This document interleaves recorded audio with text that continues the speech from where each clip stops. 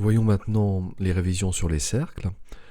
Donc vous connaissez l'équation cartésienne d'un cercle de centre x0, y0 et de rayon R, ainsi que sa représentation paramétrique classique, x égale x0 plus r cos t, y égale y0 plus r sinus t.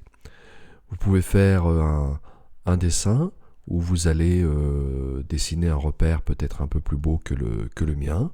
Vous allez placer un x0, un y0, vous dessinez un cercle, voilà, c'est un cercle, et vous allez avoir à ce moment petit t qui sera cet angle-là. Et donc le point de coordonnées x0 plus r cos t, y0 plus r sinus t, c'est le point qu'il y a ici.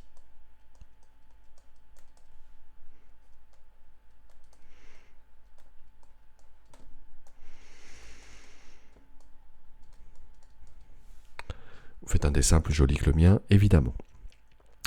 Ensuite, lorsque vous avez une courbe qui est donnée par son équation cartésienne de ce type, eh bien, vous devez savoir que c'est soit un cercle, soit un point, soit l'ensemble vide. Et comment est-ce que l'on peut distinguer dans quel cas on est?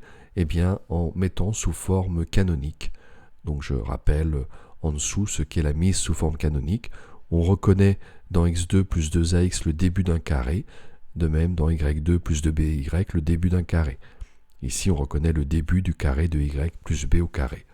Donc, pour qu'on ait l'égalité, on doit retrancher le carré que l'on a ajouté ici, c'est-à-dire c'est moins b carré. Donc, notre équation devient celle-ci. On reconnaît, si cette quantité est strictement positive, eh bien, on reconnaît l'équation d'un cercle, en identifiant avec la formule qu'elle a. Si ici, on a a carré plus b carré moins c qui est égal à 0. Vous avez une somme de deux carrés qui est nulle. Donc ça veut dire que chaque carré va être égal à 0. Donc ça se produit que si x égale moins a et y égale moins b, donc la courbe est réduite à un point. Et si notre second membre ici est strictement négatif, vu que le premier est une somme de carrés, donc est forcément supérieur ou égal à 0, eh bien l'égalité n'est jamais vérifiée. Donc à ce moment, c'est l'ensemble vide.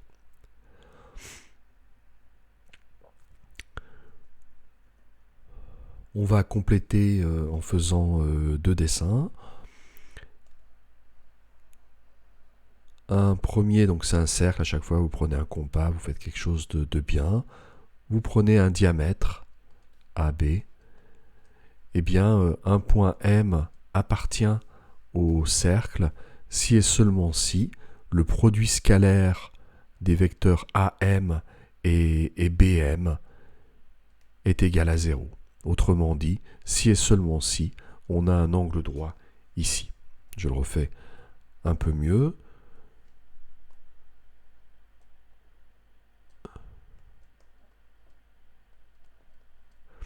Si au lieu d'avoir un angle droit en M, on a un angle qui est plus grand que 90 degrés, notre point M sera à l'intérieur du cercle. S'il est plus petit que 90 degrés, notre point sera à l'extérieur du cercle. Enfin, dernier dessin où on va illustrer la position relative d'un cercle et d'une droite. Donc vous dessinez encore un cercle